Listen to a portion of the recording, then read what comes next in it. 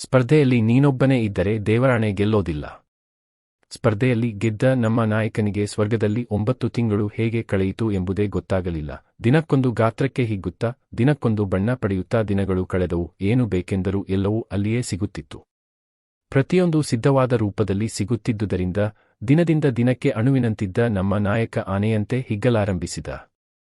ಸುಖವಾಗಿ ಬೆಳೆದು ಸ್ವರ್ಗವೇ ಹಿಡಿಸಲಾರದಷ್ಟು ದಪ್ಪ ಎತ್ತರಕ್ಕೆ ಬೆಳೆದು ಬಿಟ್ಟ ಅಷ್ಟರಲ್ಲಿ ಆತನ 9 ತಿಂಗಳ ಅವಧಿಯು ಮುಗಿದಿತ್ತಾದ್ದರಿಂದ ಆತ ಮರಳಿ ಭೂಲೋಕಕ್ಕೆ ಬಂದು ತನ್ನಿಚ್ಛೆಯಂತೆ ಜೀವನ ಪರ್ಯಂತ ಬದುಕಬಹುದಾಗಿತ್ತು. ಈಗ ಭೂಮಿಗೆ ಬರಲು ಆತ ತನ್ನ ಪಯಣ ಆರಂಭಿಸಿದ. ತನ್ನ ಪಾಡಿಗೆ ತಾನು ಮುಂದೆ ಬರಲಾರಂಭಿಸಿದ. ಜೊತೆಗೆ ಯಾರೂ ಇಲ್ಲ, ಒಂಟಿ ಪಯಣ. ಸ್ಪರ್ಧೆ ನೀಡುವವರೂ ಇಲ್ಲ, ಬೇಗ ಗುರಿ ಮುಟ್ಟಬೇಕೆಂಬ ಹಠವೂ ಇಲ್ಲ. ಒಮ್ಮೆ ಹಿಂದೆ ತಿರುಗಿ ನೋಡಿದ. ಕತ್ತಲ ಗೂಡು. ಎತ್ತ ನೋಡಿದರೂ ಕಗ್ಗತ್ತಲು ಮೊಟ್ಟ ಮೊದಲ ಬಾರಿಗೆ ಭಯದಿಂದ ಚೀರಿದ. ಈ ಕಗ್ಗತ್ತಲ ಗೂಡಿನಿಂದ ಹೊರಗೆ ಹೋಗಬೇಕೆಂದು ತವಕಿಸಿದ. ಗುಹೆಯ ಚಿಕ್ಕ ದ್ವಾರದಿಂದ ಹೊರಗೆ ಬರುವುದು ಸುಲಭವಾಗಿರಲಿಲ್ಲ. ಮೊದಲಾಗಿದ್ದರೆ ಪ್ರತಿಸ್ಪರ್ಧಿಗಳು ಇದ್ದರು. ಈಗ ಯಾವ ಪ್ರತಿಸ್ಪರ್ಧಿಗಳೂ ಇಲ್ಲ. ಅದಕ್ಕಾಗಿಯೇ ಗೆಲ್ಲಲು ಅವನಿಗೆ ಸಾಧ್ಯವಿಲ್ಲದಂತಾಗಿತ್ತು. ಸ್ವಲ್ಪ ಸ್ವಲ್ಪ ತೆವಳುತ್ತಾ ಗುಹೆಯ ಬಾಗಿಲಿಗೆ ಬಂದ. ಅಲ್ಲಿಂದ ಹೊರಗೆ ಹೋಗಲು ತನ್ನೆಲ್ಲಾ ಶಕ್ತಿಯನ್ನು ಒಗ್ಗೂಡಿಸಿ ಬಲ ಪ್ರದರ್ಶಿಸಬೇಕಾಗಿತ್ತು.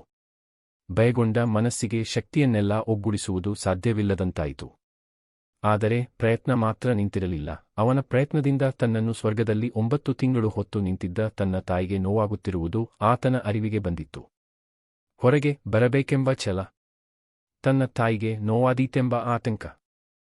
ಹಿಂದೆ ತಿರುಗಿ ನೋಡಿದರೆ ಕತ್ತಲ ಗುಹೆಯ ಭಯ.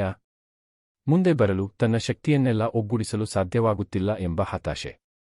ಹೀಗೆ ಭಯ ಹಾಗೂ ಆತಂಕದ ಮಿಶ್ರಣಗಳಲ್ಲಿ ಒದ್ದಾಡುತ್ತಿರುವಾಗಲೇ ಡಾಕ್ಟರ್ಗಳ ಮಾತುಗಳು ಆತನ ಕಿವಿಗೆ ಬಿದ್ದವು. ಮಗುವನ್ನು ಆಪರೇಷನ್ ಮಾಡಿಯೇ ಹೊರಗೆ ತೆಗೆಯಬೇಕು. ನಾರ್ಮಲ್ ಡೆಲಿವರಿ ಆಗುವ ಲಕ್ಷಣಗಳಿಲ್ಲ. ತಡವಾದರೆ ತಾಯಿ ಮಗು ಇಬ್ಬರಿಗೂ ಅಪಾಯ ಎಂದು ವಿವರಿಸುತ್ತಿದ್ದ ಡಾಕ್ಟರ್ ಆಗಲೇ ಹೊಟ್ಟೆ ಕತ್ತರಿಸಲು ಕತ್ತರಿಯ ಮೇಲೆ ಕೈ ಹಾಕಿದ್ದರು.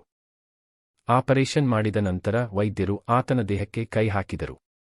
ಮೊದಲ ಬಾರಿಗೆ ಮಾನವನ ಒರಟು ಕೈಗಳ ಸ್ಪರ್ಶ ಪಡೆದ ತಕ್ಷಣ ಆತ ಜೋರಾಗಿ ಚೀರಿದ. ಕಣ್ಣೆರೆದು ನೋಡಿದರೆ ಆತ ಭೂಲೋಕದಲ್ಲಿದ್ದ. ಹತಾಶೆ, ಅಳು, ಸೋಲು ಹಾಗೂ ನೋವಿನೊಂದಿಗೆ ಆತನ ಬದುಕಿನ ಪಯಣ ಆರಂಭವಾಗಿತ್ತು.